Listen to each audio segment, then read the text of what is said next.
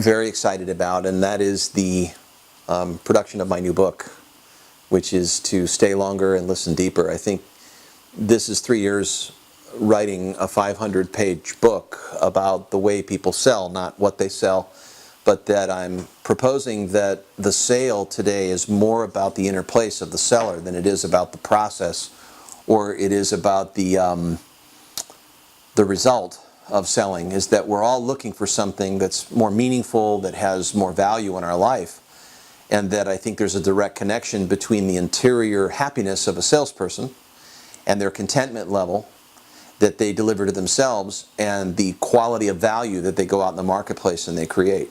Because to have discontented value creators leads to very unequal and unfortunate types of behavior that center around shame and greed and status and so forth. And those are very self-serving type behaviors. And what we need today is to bring the humanity back to selling, and that the word selling actually means helping. And so the reason why I say on the front cover of the book is to live your best life and to be a great soul and to make a big impact and to learn to receive is these are really the 4 elements of being what I call interwise. And the outcome of this is what I call in-10, which is to live in an engaged way and an involved way in whatever you're creating, whatever you're doing. And so it's a way that a person can live in a 4-fold pattern of quality of being, quality of relating, quality of creating value, and then using a business or having a business, a for-profit business, as a way to create better solutions, better quality of life. But the key in the whole thing is how helping is helpful. Is that I think there's a lot of help out there that's claiming to be helpful that actually isn't. And that we have to really look at how important it is to create helpful help.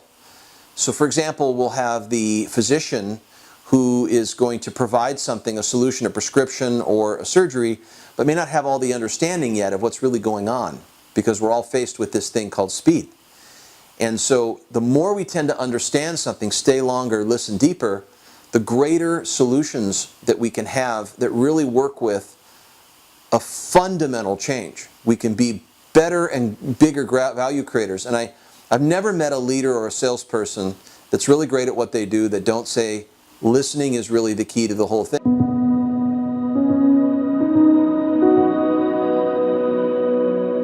What's really behind the listening is the quality of attention that the helper is giving help with. But I also go into the helping relationship. I go into looking at the buying and the selling as one container or as one whole system. And inside that system there are perceptions and expectations that orient the way things go. And one of the perceptions of the buyer, the one needing help, is that today buyers get to their needs and they develop their needs on their own, and they do it so quickly that they present sellers with the tough task of how to really evaluate needs. And so today the sale has gone way further upstream in helping the buyer define needs in helpful help as opposed to working with existing needs. If the buyer is running with existing needs, the salesperson falls fatal to become a commodity. And that's not for a salesperson, that means thinning margins, and that means lack of sustainable business. And therefore they're not going to survive. But in order for helpful help to occur, there has to be a process where the buyer is willful in examining and evaluating needs together by the salesman, creating an atmosphere of trust. And on the sales side, we have this overwhelming push on expertise, where we think that really the game is about how to be such a seen-as expert in things. And the reality is, there are no experts, right? Everything you knew in the past, things are so complex for every engagement.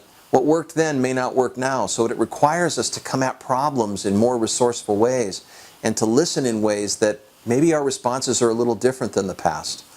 And that means the seller has to take off the mask of being the expert. And providing helpful help starts more with compassion and curiosity and the ability to connect with someone, not having a pre-existing set of knowledge or having all of these pieces of expertise where we make these claims out in the marketplace that we can really do all these things, when in reality, based on all the randomness of what's going on, the real skill sets are more about relationship-oriented stuff, respecting, listening, suspending your existing assumptions, and being able to establish a relationship.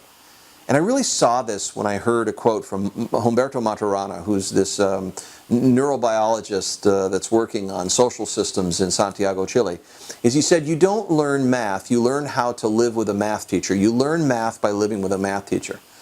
That is just so true for me, because I blew math all my life, and then I had a statistics class, and I learned how to live with that teacher, and I became great at statistics.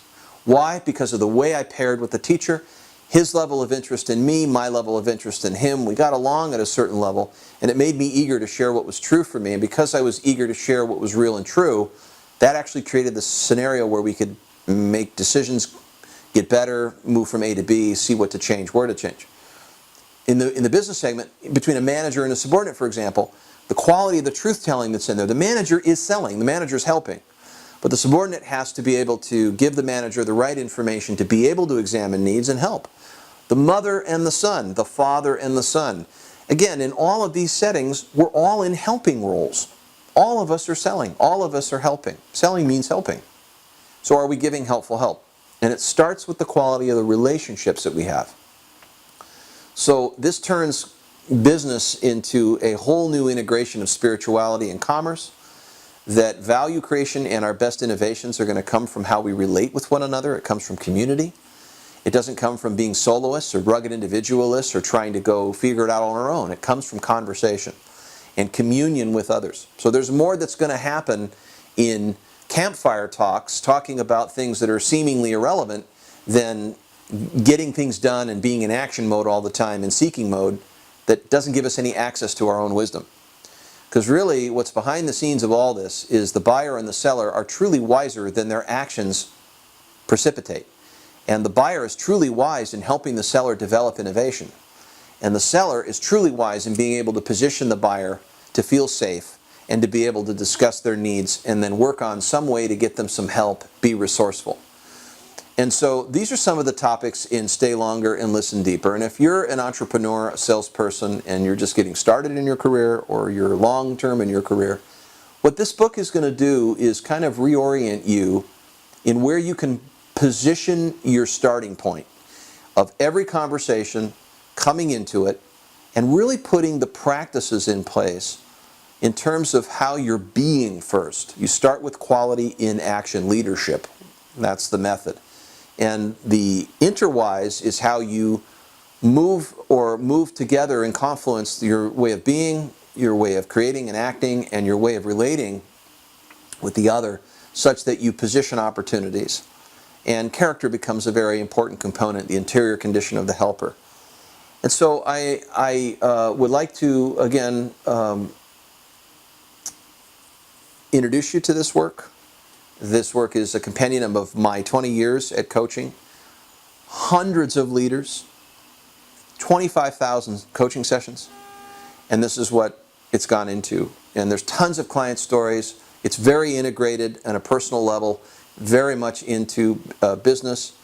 And then you'll find in the later chapters I really get into some more practical things about how to actually run the sale, how to put your right speech in there, do the languaging component, but it's all connected to the interior heart, the quality of open mind, and the quality of being open to what wants to emerge in being conversational, and to really bring a level of reverence to the quality of thinking, back to the basis of which we can help people in helping roles. And I hope that this book goes more wide angle in helping people realize that staying longer and listening deeper has very much to do with everything we do every moment. Stay longer in the moment, listen deeper, see what arises. This is a very key thing. It's a key stance I'm suggesting we take in the world. So I do hope that you read Stay Longer, Listen Deeper. You can find it at lulu.com. I'm going to keep it there for a while. Maybe I'll get it over to Amazon or put it into somewhere else. But I self-publish. I love the ability to control what I do that way. It keeps me true to what I do, and so forth. So thank you for listening.